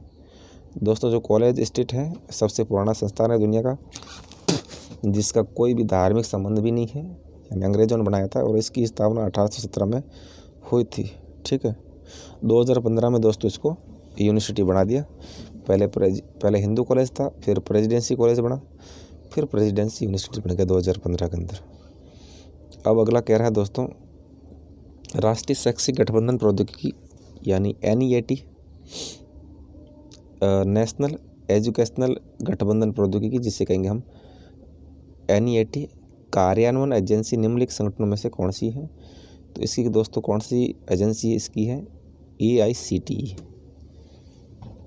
AICTE क्या करता है दोस्तों? राष्ट्रीय शैक्षिक गठबंधन प्रौद्योगिकी NEAT की कार्यान्वयन एजेंसी है। उच्च शिक्षा में बेहतर अधिगम परिणामों के लिए सीखने की आवश्यकताओं के अनुसार अधिक व्यक्तिक और अनुकूलित बनाने हेतु NEAT का उद्देश्य है क्या है दोस्तों? कृत्रिम बुद्धिमत्ता का उपयोग करना है। NEAT का क्या उद्देश्य है? कृत्रिम बुद्धिमत्ता का उपयोग करना है। और अखिल भारतीय तकनीकी शिक्षा परिषद, अखिल भारतीय तकनीकी शिक्षा परिषद को कहेंगे हम AICTE। ठीक है, मानव संसाधन और विकास मंत्रालय के तहत देश में तकनीकी शिक्षा के लिए राष्ट्रीय स्तर के नियामक NEAT कार्यान्वयन के लिए कार्यान्वयन एजेंसी रहेगी। ठीक है, तो अपना AICTE सही है NEAT के लिए। अगला है नीति आयोग से संबंध में दोस्तों, कि नीति आयोग की संरचना के संदर्भ में निम्नलिखित कथनों पर विचार करें। नीति आयोग के क्या संरचना है दोस्तों? नीति आयोग के प्रधानमंत्री अध्यक्ष होते हैं, बिल्कुल होते हैं दोस्तों। पहले ये योजना आयोग हुआ करता था और इसके अध्यक्ष प्रधानमंत्री होते हैं। केंद्रीय वित्त मंत्री इसके उपाध्यक्ष होते हैं। दोस्तों, केंद्रीय वित्त मंत्री उपाध्यक्ष नहीं होते हैं, उपाध्यक्ष चुना जाता है। कोई किसी पद के नेता या किसी पद को नहीं दिया जाता है। मुख्य कार्यकारी अधिकारी प्रधानमंत्री द्वारा नियुक्त किए जाते हैं। तो दोस्तों, मुख्य कार्यकारी अधिकारी प्रधानमंत्री द्वारा नियुक्त नहीं किए जाते, यह भी गलत है। और एक मिनट, सॉरी दोस्तों थोड़ा मिस्टेक हो गया। मुख्य कार्यकारी अधिकारी हैं, प्रधानमंत्री ही नियुक्त करेगा, ये सही है दोस्तों। प्रधानमंत्री अध्यक्ष सही है। और पदेन सदस्य, यानी जो पदेन सदस्य होते हैं उसमें केंद्रीय मंत्रिपरिषद के अधिकतम 4 सदस्य, यानी इसके जो सदस्य हैं पदेन सदस्य कहते हैं, यानी जिसके पास जिन मंत्रियों के पास जो पद हैं वो सदस्य बढ़ते हैं। उसमें केंद्रीय मंत्रिपरिषद के मैक्सिमम 4 सदस्य, जिन्हें प्रधानमंत्री द्वारा नामित किया जाता है। तो इसमें दोस्तों 4 सदस्य होंगे केंद्रीय मंत्रिपरिषद से, और मुख्य कार्यकारी अधिकारी होगा प्रधानमंत्री नियुक्त करेगा और प्रधानमंत्री खुद अध्यक्ष है। इसका पूरा ढांचा देखते हैं दोस्तों। पूर्णकालिक संगठनात्मक संरचना देखते हैं। अध्यक्ष के रूप में प्रधानमंत्री के अलावा इसमें कौन कौन शामिल होगा? उपाध्यक्ष की नियुक्ति करेगा प्रधानमंत्री, और मुख्य कार्यकारी अधिकारी होता जो उपाध्यक्ष दोस्तों मुख्य कार्यकारी अधिकारी होता है, उसकी नियुक्ति प्रधानमंत्री करता है। सदस्य, सभी सदस्य दोस्तों पूर्णकालिक सदस्य हैं। और अंशकालिक सदस्य कितने होते हैं?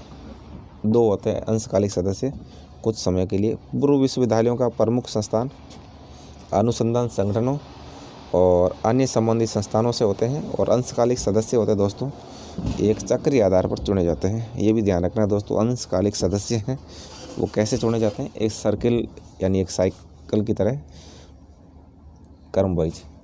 उसके बाद है जो पदेन सदस्य हैं। पदेन सदस्य केंद्रीय मंत्रिपरिषद के अधिकतम 4 सदस्य, जिन्हें प्रधानमंत्री द्वारा नियुक्त किया जाता है। उसके बाद है मुख्य कार्यकारी अधिकारी। भारत सरकार के सचिव पद पर एक निश्चित कार्यकाल के लिए प्रधानमंत्री द्वारा नियुक्त किया जाएगा। तो दोस्तों मुख्य कार्यकारी अधिकारी जो सचिव होता है इसकी नियुक्ति भी प्रधानमंत्री करेगा और उपाध्यक्ष की नियुक्ति भी प्रधानमंत्री करेगा। अंशकालिक सदस्य 2 सदस्य सभी पूर्णकालिक, पदेन सदस्य अधिकतम 4, सचिवालय आवश्यकता के अनुसार बनाते हैं। ठीक है, अगला है दोस्तों 29 नंबर का।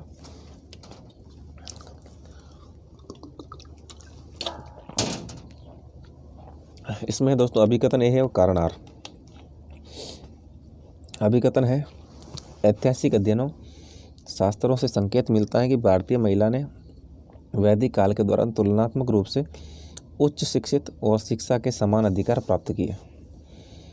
बिल्कुल सही दोस्तों, ऐतिहासिक अध्ययनों से पता चलता है और शास्त्रों से पता चलता है कि भारतीय महिलाओं ने वैदिक काल के दौरान तुलनात्मक रूप से हायर एजुकेशन और शिक्षा के समान अधिकार प्राप्त किए। बिल्कुल सही है। उसके बाद में है लोपामुद्रा, अपाला, उर्वशी और घोषा, सुलभा, लीलावती, मैत्रेयी, सरस्वती, क्षणा, गार्गी और कई अन्य विद्वानों के संदर्भों को प्राचीन लिपियों में देखा जा सकता है। ये सारी दोस्तों महिलाएं हैं, इनका नाम आता है इतिहास में। लोपामुद्रा, अपाला, उर्वरी, घोषा, सुलभा, लीलावती, मैत्रेयी, सरस्वती, क्षणा, गार्गी पुरस्कार भी मिलता है दोस्तों। ये सारी दोस्तों विदुषी महिलाएं हैं। अब देखते हैं ऋग्वेद। दोनों सही है दोस्तों, कथन भी सही है, कारण भी सही है। ऋग्वेद उच्चतम ज्ञान प्राप्त करने की पहुंच और क्षमता के अनुसार पुरुषों के साथ महिला की समानता की अवधारणाओं को सिद्ध करने के लिए पर्याप्त सबूत प्रदान करता है और अभिकथन और कारण दोनों सत्य है। इसका कथन कारण का समर्थन भी करता है। अब दोस्तों है भारत में जो अध्ययन है, स्टडी इन इंडिया निम्न में से किस संगठन की पहल है? भारत में अध्ययन यानी स्टडी इन इंडिया किस संगठन की पहल है दोस्तों? अब देखते हैं दोस्तों कौन कौन से संगठन की पहल है। तो स्टडी इन इंडिया मानव संसाधन विकास मंत्रालय और विदेश मंत्रालय की पहल है, दोनों की है। और गृह मंत्रालय दोस्तों इसकी भी पहल है। वाणिज्य और उद्योग मंत्रालय इसकी भी पहल है। स्टडी इन इंडिया भारत में अध्ययन, लेकिन पर्यावरण मंत्रालय की पहल नहीं है दोस्तों, ये आपको ध्यान रखना है। भारत में अध्ययन यानी स्टडी इन इंडिया क्या है? मानव संसाधन विकास मंत्रालय, विदेश मंत्रालय, गृह मंत्रालय और वाणिज्य और उद्योग मंत्रालय एक संयुक्त पहल है। ये चारों मंत्रालय हैं दोस्तों मिलके, जिसके अंदर दो तो हैं अहम मंत्रालय, एक विदेश मंत्रालय, एक गृह मंत्रालय है। ये मानव संसाधन और वाणिज्य उद्योग चारों ने मिलकर दोस्तों ये शुरू करा है भारत में अध्ययन स्टडी इन इंडिया। और ये कार्यक्रम है दोस्तों दक्षिणी पूर्व एशिया, मध्य पूर्व और अफ्रीका के चुनिंदा 30 से अधिक देशों के अंतर्राष्ट्रीय छात्रों को आकर्षित करने पर केंद्रित है। ये कार्यक्रम क्या है दोस्तों? साउथ ईस्ट एशिया के और मध्य पूर्व एशिया के, अफ्रीका के जो चुनिंदा 30 देश है वहाँ से अंतर्राष्ट्रीय छात्रों को आकर्षित करने की योजना है। और कार्यक्रम 100% से लेकर 25% तक मेधावी विदेशी छात्रों के लिए शुल्क छूट के साथ साथ सस्ती दरों पर अंतर्राष्ट्रीय छात्रों के लिए सीटों की पेशकश के माध्यम से चयनित प्रतिष्ठित भारतीय संस्थानों और यूनिवर्सिटीज़ में भागीदारी की परिकल्पना करता है। यहाँ दोस्तों जो अपने बड़े हायर एजुकेशन के इंस्टीट्यूट हैं यहाँ इनको छूट मिलती है विदेशी छात्रों को। अगला है दोस्तों एनश्योर पोर्टल निम्न में से किससे संबंधित है? तो एनश्योर पोर्टल है दोस्तों, उसमें सब्सिडी का भुगतान किया जाता है, आपको ध्यान रखना है। एनश्योर पोर्टल नाबार्ड द्वारा, जो नाबार्ड दोस्तों एक कृषि से संबंधित संस्था है, उसके द्वारा विकसित किया गया है। और एनश्योर पोर्टल का उद्देश्य सब्सिडी हस्तांतरण प्रक्रिया को त्वरित और तेज बनाना है, ध्यान रखना दोस्तों। उसके बाद दोस्तों अगला देखते हैं, एक वेब पेज में एक शब्द जिस पर क्लिक करने पर एक अन्य दस्तावेज खुल जाता है उसे क्या कहते हैं? जैसे दोस्तों एक वेब पेज में हमने एक शब्द पर क्लिक किया, दूसरा पेज खुल गया, उसे कहेंगे हम, उसे हाइपरलिंक कहते हैं, ठीक है। हाइपरलिंक क्या होता है दोस्तों? एक शब्द, वाक्यांश या छवि है जिसे आप वर्तमान दस्तावेज के भीतर एक नए दस्तावेज या एक नए अनुभाग में जानकर क्लिक कर सकते हैं। और एंकर क्या है दोस्तों? एंकर एक वेब पेज के भीतर एंकर एक विशिष्ट स्थान होता है। एंकर क्या होता है? वेब पेज के भीतर एंकर एक विशिष्ट स्थान होता है और जहां हाइपरलिंक पर क्लिक करके पहुंचाया जा सकता है।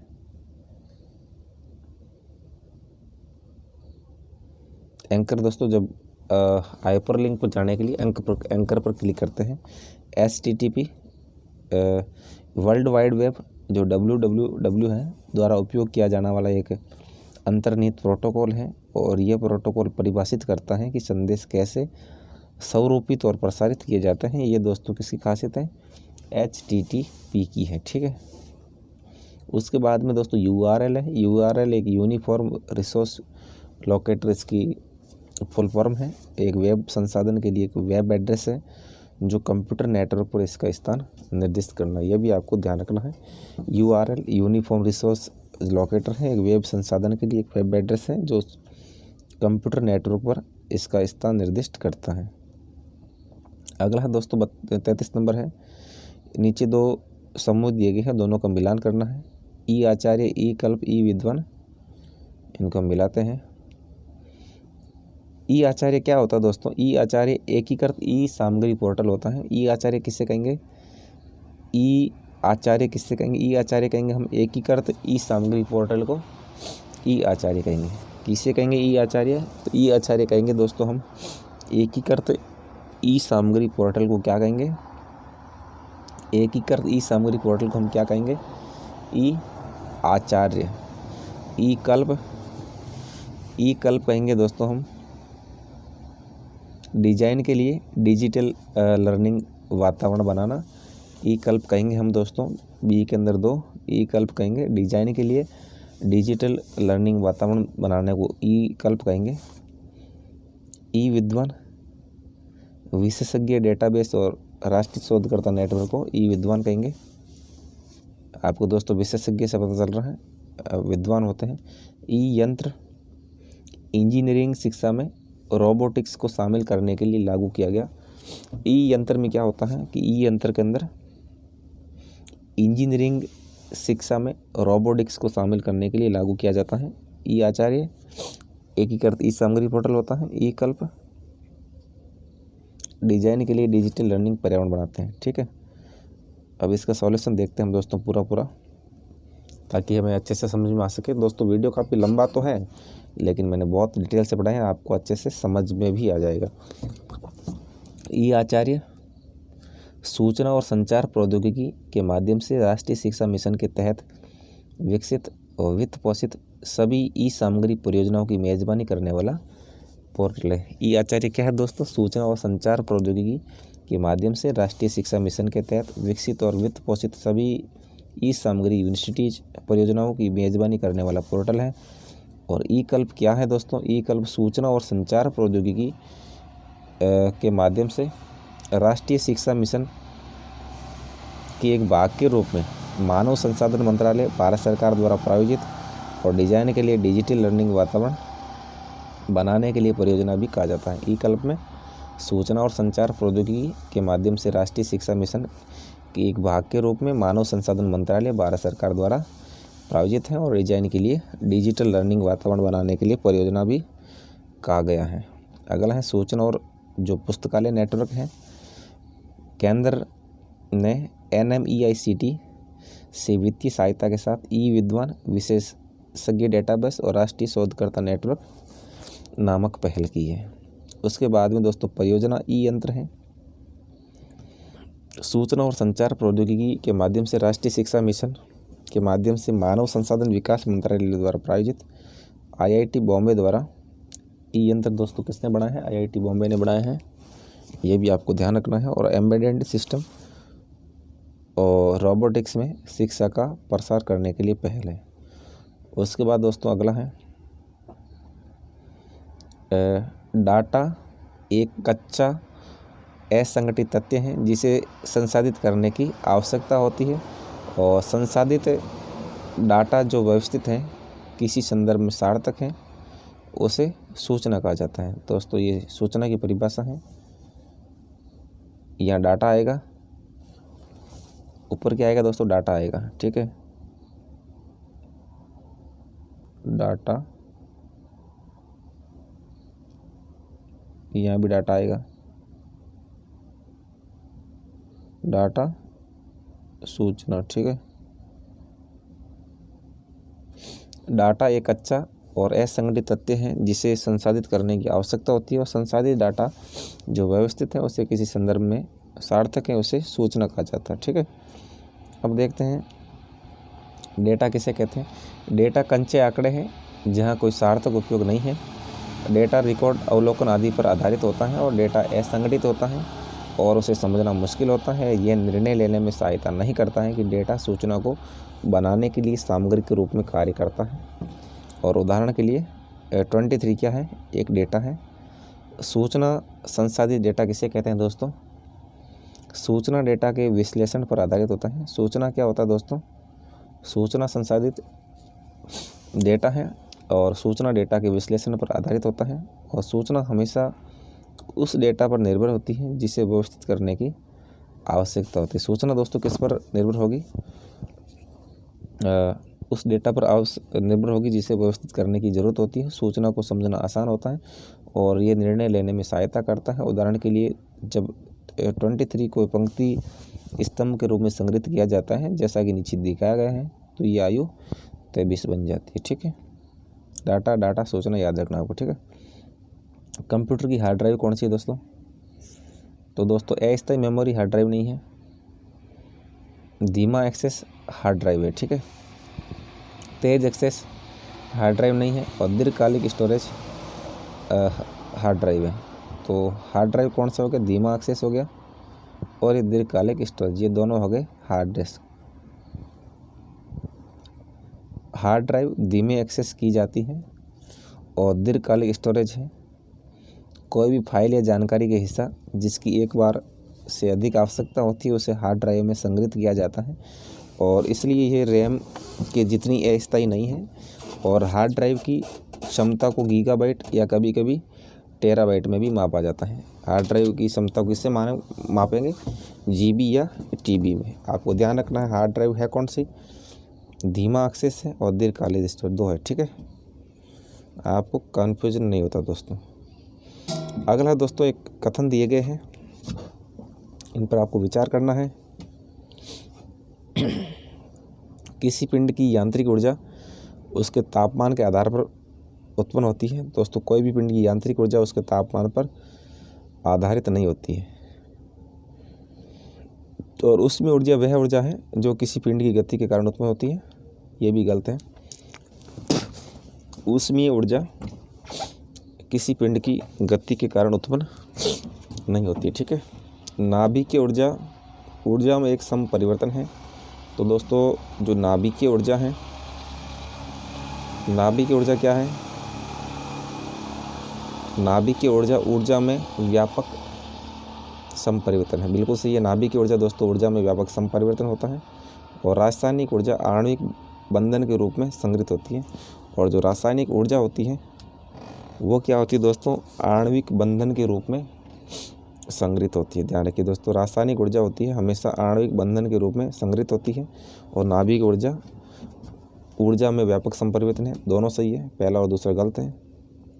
और किसी पिंड की यांत्रिक ऊर्जा किसी पिंड की गति के कारण उत्पन्न होती है और उसमें ऊर्जा पिंड के तापमान के कारण होती है। दोस्तों आप ध्यान रखना दोस्तों, जो यांत्रिक ऊर्जा होती है वो पिंड की गति से उत्पन्न होगी। यांत्रिक ऊर्जा हमेशा पिंड की गति से होती है और उसमें ऊर्जा होती है वो पिंड के तापमान से होती है।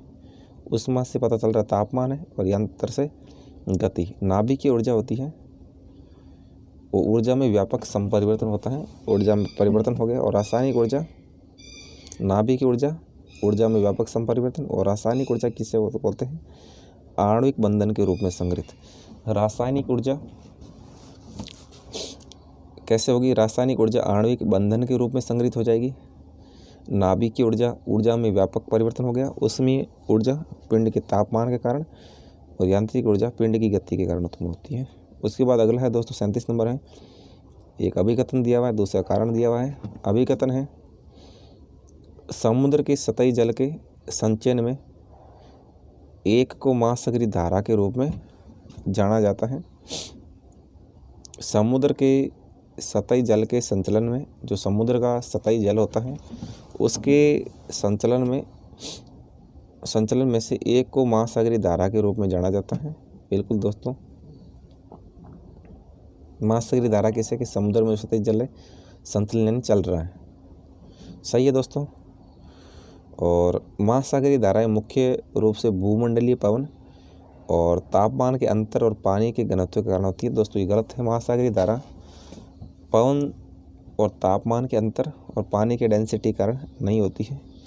किससे होती है हम देखेंगे। महासागरीय धाराएं गुरुत्वाकर्षण, पवन। महासागरीय धाराएं दोस्तों गुरुत्वाकर्षण से होती है, पवन से होती है। पवन भी दोस्तों कोरियोलिस प्रभाव से चलती है वो। जल घनत्व द्वारा संचालित समुद्री जल का निरंतर पूर्व कथन, ये पूर्वानुमान दिशात्मक संचलन है।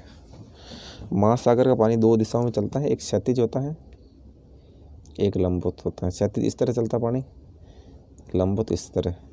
क्षैतिज संचलन को धाराओं के रूप में संदर्भित किया जाता है, जबकि ऊर्ध्वाधर परिवर्तनों को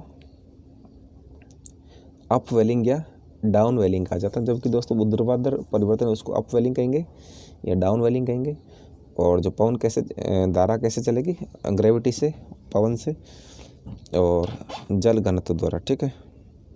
उसको दोस्तों ओजोन वायुमंडल की किस परत में खराब है, तो खराब नहीं स्थित है दोस्तों, किस खराब बताइए, ओजोन वायुमंडल की किस परत में खराब है। जो सौर मंडल में दोस्तों खराब रहता है, ओजोन परत होनी चाहिए किसमें, समताप मंडल में, ठीक है। बाकी खराब किसमें, सौर मंडल में रहता है। खराब ओजोन जिससे निचले वायुमंडल सौर मंडल में बढ़ती है। दोस्तों आपको जानकारी के लिए बता दूं कि जो ओजोन बढ़ती है हमेशा समताप मंडल में बढ़ती है, लेकिन कुछ ओजोन की मात्रा दोस्तों सौर मंडल में बढ़ती है, जो अच्छा नहीं माना जाता है। खराब ओजोन निचले वायुमंडल यानी सौर मंडल में बढ़ती है, जो पौधों और जानवरों को नुकसान पहुंचाती है। ये क्या करेगी दोस्तों, पौधों और जानवरों को नुकसान पहुंचाएगी। उत्तम ओजोन भी होती है और ये ओजोन वायुमंडल के ऊपरी भाग में पाई जाती है, जिसे समताप मंडल कहा जाता है। समताप मंडल में दोस्तों उत्तम ओजोन पाई जाती है और ये सूर्य से सभी पराबैंगनी विकिरणों को अवशोषित करने वाली ढाल के रूप में भी कार्य करती है, ये भी ध्यान रखना है। आप दोस्तों ओजोन वायुमंडल से सौर मंडल, समताप मंडल मत कर देना, सौर मंडल होगा इसमें। अगला है दोस्तों 39 नंबर है, निम्नलिखित प्राकृतिक खतरों में से किसमें अपेक्षाकृत धीमी शुरुआत है। तो सबसे धीमा प्राकृतिक खतरा किस प्राकृतिक आपदा से होता है, भूकंप से तीव्र नुकसान होगा, ज्वालामुखी विस्फोट से तेजी से नुकसान होगा, वैश्विक महामारी से जल्दी मरेंगे, सूखे से दोस्तों बहुत ही धीमे शुरुआत होती है। खतरे की गति और सीमा के आधार पर प्राकृतिक खतरों को विपत्तिपूर्ण खतरे, तेज शुरुआती खतरे और धीमे शुरुआती खतरों में विभाजित किया जाता है। खतरे की गति और सीमा के आधार पर दोस्तों प्राकृतिक खतरों को विपत्तिपूर्ण खतरा, तेज शुरुआती खतरा और धीमे शुरुआती खतरों में विभाजित करेंगे। पहला है दोस्तों विपत्तिपूर्ण खतरा, किसे कहते हैं। विपत्तिपूर्ण खतरे में दोस्तों क्या होता है कि बड़े पैमाने पर होते हैं और जो बड़ी संख्या में लोगों को प्रभावित करता है और दुनिया भर में प्रभाव डालते हैं। उदाहरण के लिए कोविड-19 जैसी वैश्विक महामारी क्या है, विपत्तिपूर्ण खतरा है, पूरी दुनिया को परेशानी में डालता है। तेज़ शुरुआती खतरे जल्दी और थोड़ी चेतावनी के साथ आते हैं। ज्वालामुखी विस्फोट, भूकंप, आकस्मिक बाढ़, भूस्खलन तेज़ शुरुआती खतरों के उदाहरण हैं। और धीमे शुरुआती खतरे धीरे धीरे होते हैं और इन्हें विकसित होने में वर्षों लग जाते हैं। महामारी, कीट संक्रमण और सूखा तेज़ शुरुआती है और धीमा शुरुआती है। दोस्तों धीमा शुरुआती में लगता है काफ़ी समय, और महामारी हो गया, कीट संक्रमण और सूखा, ये दोस्तों तीनों एक ही श्रेणी में आते हैं। धीमे शुरुआती खतरे यानी धीमे धीमे होते हैं, महामारी, कीट, सूखा। और दिए गए विकल्पों में से भूकंप और ज्वालामुखी विस्फोट तेज़ शुरुआती खतरों के अंतर्गत आता है। वैश्विक महामारी विपत्तिपूर्ण खतरों में अंतर्गत आता है। और सूखा वह है जो अपेक्षाकृत धीमी गति से शुरू होता है। अगला है 240 नंबर है, ये कथन दिया गया है, दूसरा कारण दिया गया है। देखिए अभी कथन एक क्या कह रहा है, राष्ट्रीय आपदा प्रबंधन अधिनियम 2005 बायो हैजर्ड से संबंधित नहीं है। तो दोस्तों ये गलत है, क्योंकि जो राष्ट्रीय आपदा प्रबंधन अधिनियम है 2005, राष्ट्रीय आपदा प्रबंधन अधिनियम 2005 है, ये बायो हैजर्ड से संबंधित हैं। संभवतः कोविड-19, इबोला और मर्स, ये दोस्तों घातक बीमारियां हैं, जैसे घातक वायरसों को बायो हैजर्ड के रूप में वर्गीकृत किया जाता है। तो दोस्तों ये सारे बायो हैजर्ड में आते हैं। कोविड-19, इबोला वायरस और मर्स वायरस बायो हैजर्ड में आता है। ये कथन सत्य है, कारण सत्य है, कथन गलत है। क्या होगा, सी डी सही होगा, जिसमें ए असत्य है और आर सत्य है। तो आप समझ गए दोस्तों कि मतलब बायो हैजर्ड क्या होता है। बायो हैजर्ड ये बीमारियाँ होती है, वायरस होते हैं। और आपदा प्रबंधन अधिनियम है, ये भी बायो हैजर्ड से संबंधित है। अब दोस्तों अपने को क्या करना है, एक गद्यांश पढ़ना है, उसके बाद इसके उत्तर देने हैं, ठीक है। एक मिनट दोस्तों, आप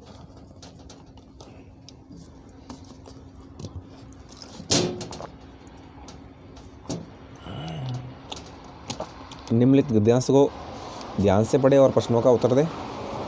भारत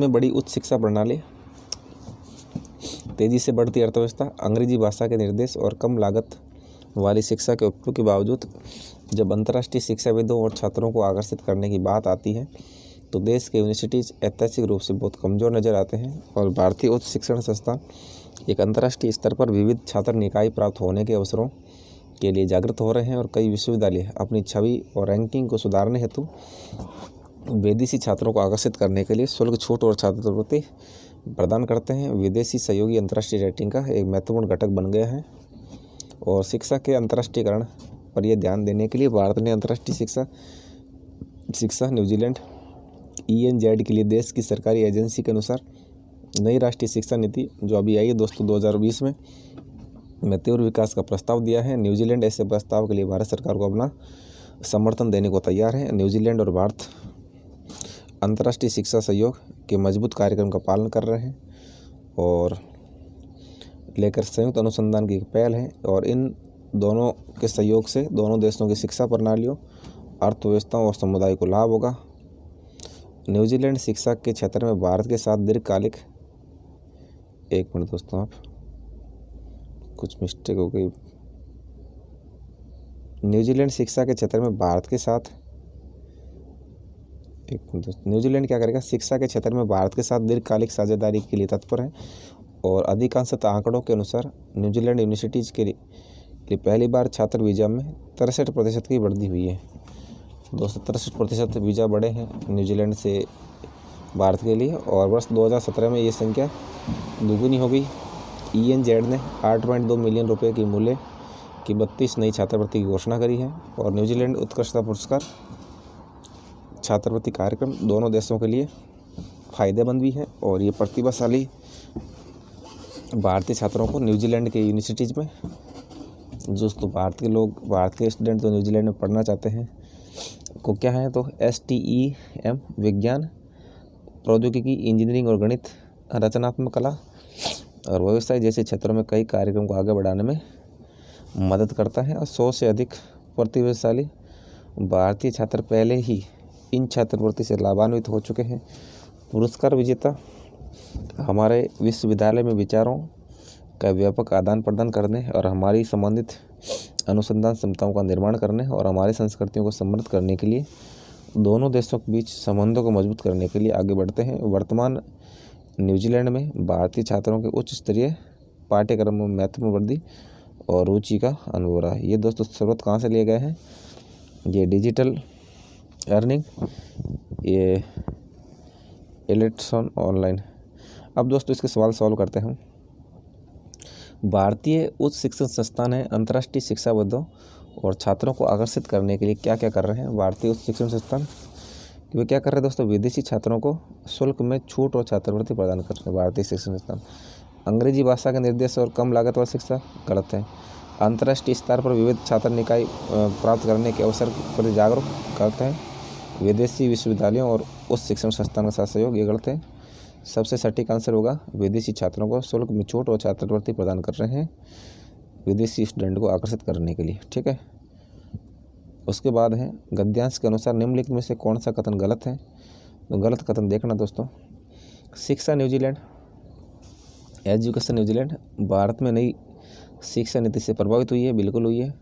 और नई राष्ट्रीय शिक्षा नीति NEP का मसौदा भारत द्वारा प्रस्तावित एक उत्तेजक के विकास है जो शिक्षा के अंतर्राष्ट्रीयकरण पर ध्यान केंद्रित करना है, बिल्कुल सही है। शिक्षा न्यूजीलैंड यानी ENZ अंतर्राष्ट्रीय शिक्षा के लिए न्यूजीलैंड की सरकारी एजेंसी है, बिल्कुल सही दोस्तों। ENZ क्या है, न्यूजीलैंड की सरकारी एजेंसी है।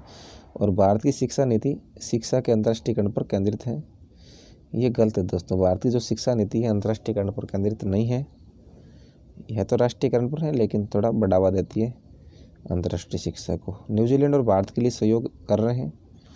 न्यूजीलैंड और भारत के लिए क्या सहयोग कर रहे हैं, दोनों देशों के बीच शिक्षा प्रणालियों, अर्थव्यवस्थाओं और समाजों को लाभ पहुंचाने की। न्यूजीलैंड और भारत क्या कर रहे हैं दोस्तों आपस में? न्यूजीलैंड और भारत दोनों देशों की शिक्षा प्रणाली, दोनों देशों की अर्थव्यवस्था और दोनों देशों के समाजों को, दोनों देशों की शिक्षा प्रणालियों, उनकी अर्थव्यवस्थाओं और समाजों को लाभ पहुंचाने का सहयोग कर रहे हैं। ठीक है। अंतर्राष्ट्रीय शिक्षा कार्यक्रम, अंतर्राष्ट्रीय शिक्षा सहयोग की एक मजबूत कार्य आगे बढ़ाने के लिए, क्योंकि न्यूजीलैंड शिक्षा के क्षेत्र में भारत का दीर्घकालिक गलत है। अपना सही कौन सा होगा दोस्तों? दोनों देशों की शिक्षा प्रणाली, अर्थव्यवस्था, समाजों को लाभ पहुंचाने के लिए भारत और न्यूजीलैंड सहयोग कर रहे हैं। 44वां दोस्तों, 2017 में किसकी जनसंख्या दुगुनी होगी दोस्तों? न्यूजीलैंड में स्थित विश्वविद्यालय के लिए पहली बार छात्र वीजा की संख्या डबल होगी। ठीक है। अगला है दोस्तों, न्यूजीलैंड उत्कृष्टता पुरस्कार छात्रवृत्ति कार्यक्रम के लिए फायदेमंद है। न्यूजीलैंड जो उत्कृष्टता पुरस्कार दिया जाता है छात्रवृत्ति कार्यक्रम के लिए फायदेमंद है। किसके लिए? प्रतिभाशाली भारतीय छात्र जो न्यूजीलैंड के विश्वविद्यालय में कई कार्यक्रम को आगे बढ़ाना चाहते हैं, ये भी सही है। 100 प्रतिभाशाली भारतीय छात्र जो पहले से ही छात्रवृत्ति नामांकन गलत हैं, ऐसा हमने कहीं पढ़ा ही नहीं। दोनों देशों के रूप में ये हमारे विश्वविद्यालयों में विचारों के व्यापक आदान प्रदान में योगदान देकर हमारी संबंधित अनुसंधान क्षमताओं का निर्माण और हमारी संस्कृतियों को समृद्ध करके दोनों देशों के बीच संबंधों को मजबूत करता है। ये सही है। ए और 3 सही दोस्तों, न्यूजीलैंड जिसमें वर्तमान में भारतीय छात्रों के उच्च स्तरीय पाठ्यक्रम में महत्वपूर्ण वृद्धि और रुचि हो रही है, गलत है दोस्तों। ठीक है।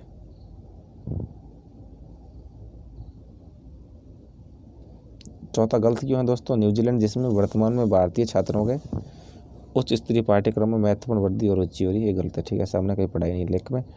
अब है दोस्तों हमारे रीजनिंग के सवाल है, हम इसे सॉल्व करते हैं दोस्तों। तो रीजनिंग में क्या है दोस्तों? ABC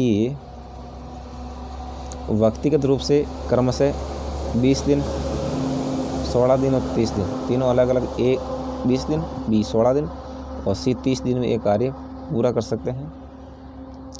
और यदि A और B ने कार्य शुरू किया और उन्होंने 4 दिन काम किया फिर छोड़ दिया, तो शेष कार्य को पूर्ण करने के लिए C द्वारा किए जाने वाले आवश्यक दिनों की संख्या कितनी होगी? तो दोस्तों इसको सॉल्व करने से ही पता चलेगा। तो देखिए A, B और C, A करता 20 दिन में कोई काम, B करता 16 दिन में और C करता है 30 दिन में। अब क्या है?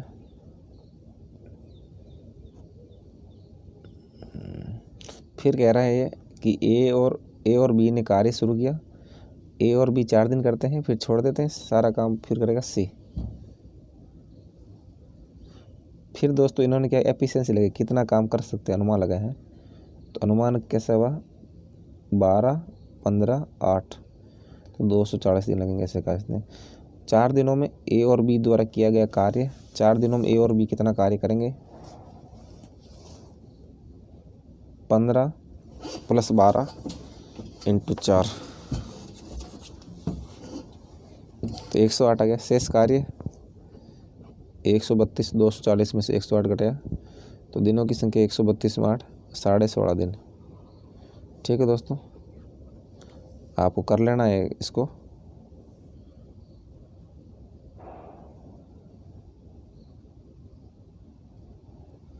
इसने दोस्तों 240 आया कैसे? 240 आया है इनका दोस्तों अपने क्या एलसीएम निकालना होता है 16, 30 और इसका। ठीक है, तब 240 आता है। 16 तो 160, 240 क्या है दोस्तों एलसीएम में ध्यान रखना। आप कहेंगे 240 कहाँ से आया? तीनों का हमें ऐसे पे लेना है A, B और C इनका, फिर 240 आ गया। फिर 240 में जब हम 20 का भाग देंगे A के लिए 8 बार जाएगा, B के लिए 16 कर देंगे 240 में, तो कितने बार जाएगा? 16 था 160, 15 बार जाएगा। C के 30 में देंगे 240 का 12 बार जाएगा, तो 12। तो फिर आपस में C का है 12, B का 15 और A का है 8। फिर A और B द्वारा किया गया कुल कार्य, A और B का कितना है दोस्तों? A और B का है A का 8 है, B का 8 और 15, सॉरी ये दोस्तों चेंज हो गई है, 60 15 नहीं रहेगा। A और B के द्वारा क्या 15 + 12, A B यहाँ हो गए। फिर 4 से कर दिया गुणा, क्योंकि 4 दिन ही काम किया। 15 + 12 27 × 4 108। शेष कार्य बचा 132, 132 को ये 8 दिन बचे हैं तो भाग दिया 16.5 दिन आएगा। इस तरह दोस्तों आपको सॉल्व करना है। अब दोस्तों ये 5 साल पहले रोहित के दादाजी उससे कितने 5 गुना बड़े हुआ करते थे, और उसके दादाजी अब कितने, अब से 25 साल पहले उसकी उम्र से 2 गुना होंगे। उसके दादाजी अब से 25 साल बाद में कितने होंगे, उससे 2 गुना हो जाएंगे। रोहित और उसके दादाजी की उम्र का अनुपात कितना है वर्तमान के अंदर, देखते हैं। तो दोस्तों 3:11 है, कैसे आएगा, अभी 3:11 है। जैसे रोहित मान लो 9 साल का है, 3 चौक 12, 11 चौक 11 3 33, 11 चौक 44, 11 55, ये से ये 55 है, 15 55 मानते हैं, ठीक है, 15 55 उम्र मानते हैं। अभी 5 साल पहले 10 हो गया, हाँ सही है दोस्तों। अभी दोस्तों उम्र कितनी है, 3:11 है। ये बच्चा बालक है 15 साल का है, और ये इसे दादाजी 55 के। 5 साल पहले 5 गुना बड़े थे, यानी 5 साल पहले ये था 10 का था, दादाजी थे 50 के, 500। और अब इसके 25 साल बाद में दोनों डबल अंतर रहेगा। 25 साल बाद में तो यानी 25 साल बाद में ये हो जाएगा 40 का, दादाजी हो जाएंगे 80 हो जाएंगे, तो डबल का अंतर। तो सही है दोस्तों, ए पहला सही है 3:11, ठीक है। वैसे दोस्तों इन्होंने ऐसे सॉल्व किया, ये लेसे प्ले करिए दोस्तों। इस तरह मैं नहीं जानता हूँ सॉल्व करना, क्योंकि मैं क्लास संकाय से हूँ।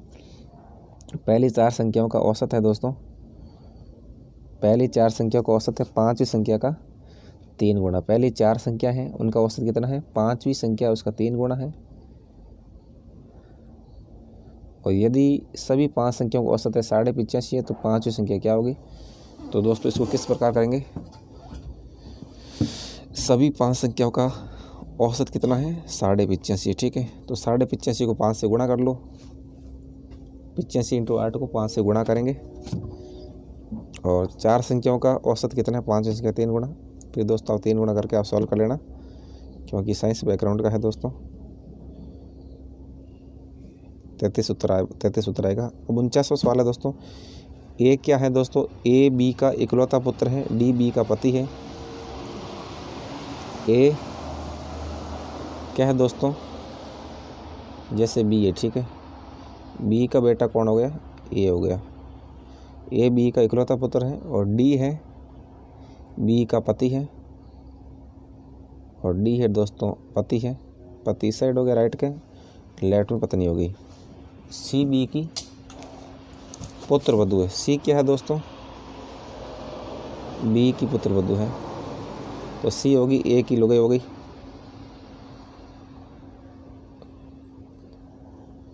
और ई है सी की पुत्री है, और ई है दोस्तों सी की पुत्री है।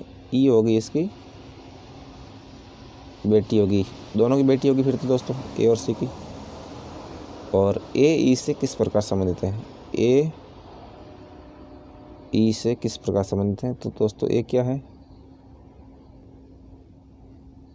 बाप है दोस्तों, पिता है। तो दोस्तों आप सॉल्व करके देख लें इसको, मैंने तो सॉल्व कर लिया है। अगला है दोस्तों, डेविड विली यूजेनर चेल से बड़ा है और डेविड वार्नर से छोटा है। डेविड विली है वाईजी चेल से बड़ा और डेविड वार्नर से छोटा। अब ऐसे करो, वार्नर ऊपर कर दो, डेविड विली चेल से बड़ा,